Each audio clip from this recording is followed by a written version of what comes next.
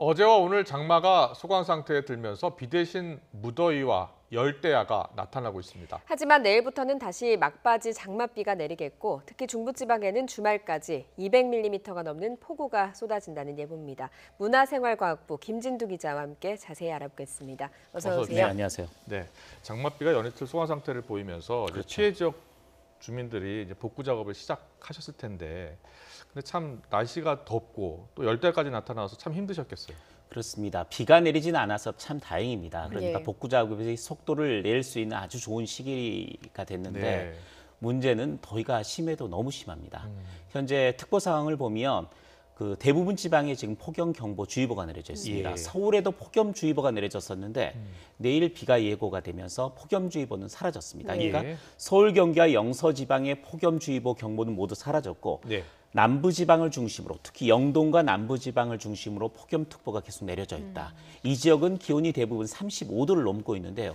오늘 낮 기온을 오후 2시까지 낮 기온을 좀 살펴봤습니다. 제주도가 36.1도, 대구가 35도, 속초 그러니까 동해안 지역도 34.9도까지 올랐습니다. 그러니까 제주도와 영남, 영동지방 쪽을 중심으로 기온이 35도 안팎까지 올랐습니다. 네. 네. 예년으로 치면 가장 높은 기온이 지금 나타나는 형태가 되고 있고요.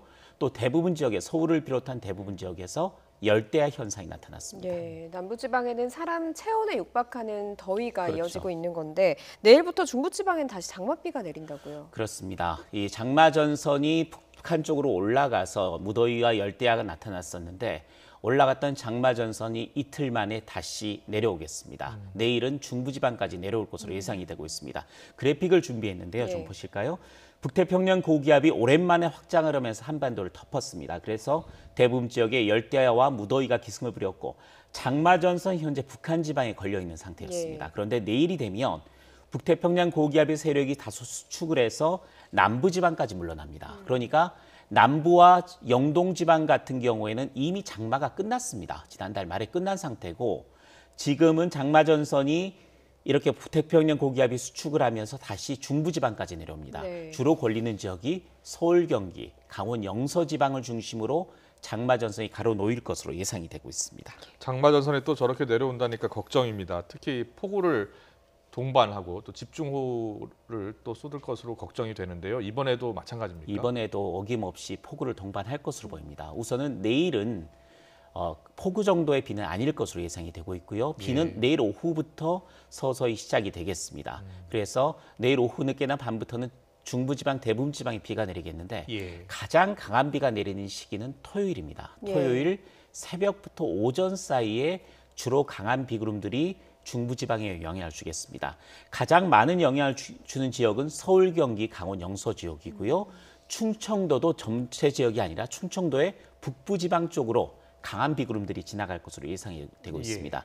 예상 강우량이 내일부터 모레까지 예상 강우량입니다. 그러니까 토요일까지 50에서 150mm, 많은 곳은 200mm 정도의 비를 예상을 했는데 네. 제가 보기에는 토요일 날 주로 내릴 가능성이 높습니다. 예. 토요일 날 오전 중에 이 정도의 비가 내린다면 시간당 적어도 30에서 50mm 정도의 국지성 호우가 서울, 경기와 영서, 충청의 어느 지역인지는 모르겠습니다만은 그 지역 중에 어느 한 지역에는 분명히 떨어질 가능성이 있다. 예. 그렇기 때문에 굉장히 주의를 기울여야 합니다. 예, 이틀 정도 비가 그치고 더위가 이어지긴 했지만 아직까지 그 땅에 물이 많이 그렇습니다. 머금고 있는 상태 아닙니까? 그러면 집중호우가 다시 내린다면 주의해야 할 점들이 많을 것 같거든요. 우선 주의해야 될 지역은 200mm가 예보가 나와 있는 지역이죠. 네. 서울, 경기, 영서, 충청도의 북부 지역입니다. 이 지역은 각별히 주의해야 하는데 문제는 이 장마 전선의 비구름이 어느 지역에 주로 많은 비를 뿌리느냐.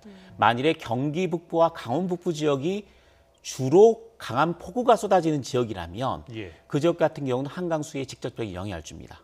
그래서 침수 피해 가능성이 높아지는 상황이고요. 예. 또 이미 굉장히 많은 피해를 봤던 지역에 또다시 침수 피해가 나기 때문에 굉장히 주의를 기울여야 됩니다. 두 번째는 이 정도로 강한 비가 만일에 서울, 경기 지역에 집중이 됐다. 서울에 집중이 됐다. 산사태 피해 피할 수가 없습니다. 이미 서울에도 굉장히 많은 비가 내린 상태고 네. 200mm 정도의 비가 토요일 오전 중에 서울에 집중이 된다면 우면산 산사태 같은 피해 나지 않으려는 보장이 없습니다. 예. 이미 굉장히 많은 비가 내린 상태이기 때문에 이 토요일 오전에 내리는 비가 대체 어느 지역에 걸리느냐 이거에 따라서도 이전에 많은 피해가 났던 지역에서는 또 다른 피해가 더 확산이 되고 더 깊어질 수도 있는 거고요. 피해가 나지 않았던 지역이라도 산사태, 침수 피해가 추가로 발생할 수 있기 때문에 이번 토요일 오전에 내리는 비는 상당히 주의 깊게 대비를 해야 됩니다. 네, 철저한 대비가 필요한 상황입니다. 그리고 이 토요일 지나고요. 네. 일요일 지나면 이때 장마는 끝나는 겁니까? 현재 슈퍼컴이 예측한 모델을 보면 가장 강한 비는 토요일 오전이고요. 예. 물론 내일 오후부터 시작이 돼서 일요일에도 약간의 비가 내리긴 합니다만은 금요일과 일요일에 내리는 비는 토요일에 내리는 비에 비해서는 굉장히 양이 적을 것으로 예상이 되고요. 네. 또 일요일에 내리는 비는 이제 끝나가는 비입니다. 정말 마지막 내리는 장맛비가 되기 때문에 약간 뿌리다가 장마 전선이 다시 북한 지방으로 올라가면서 끝날 것으로 예상이 되고 있습니다. 예. 따라서 네. 일요일 비를 마지막으로 올 여름 장마는 끝난다.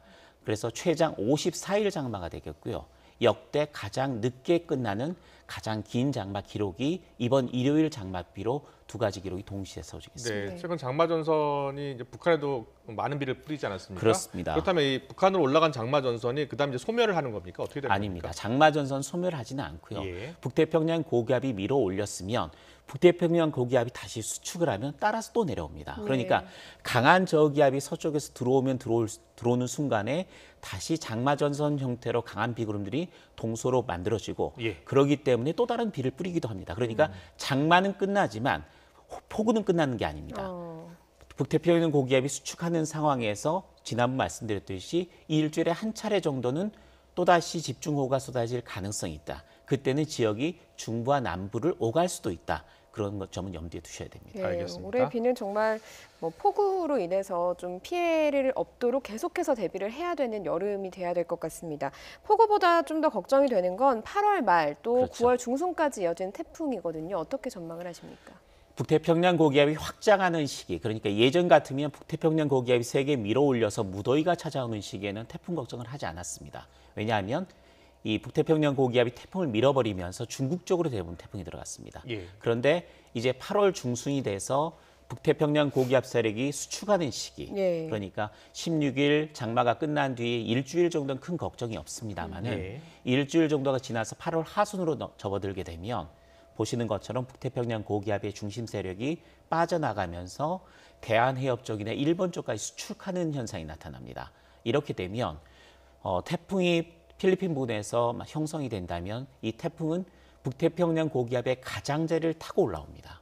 예. 따라서 우리나라 쪽으로 북태평양 고기압의 가장자리가 놓이기 때문에 태풍의 길이라고 부르는데 태풍의 길이 한반도로 열리게 되는 겁니다. 예. 따라서 8월 하순부터 9월 중순까지가 태풍의 길이 우리나라 쪽으로 놓이는 시기가 되기 때문에 예. 이때는 태풍이 적으면 하나, 많으면 2개 정도의 태풍이 올라올 가능성이 높고요.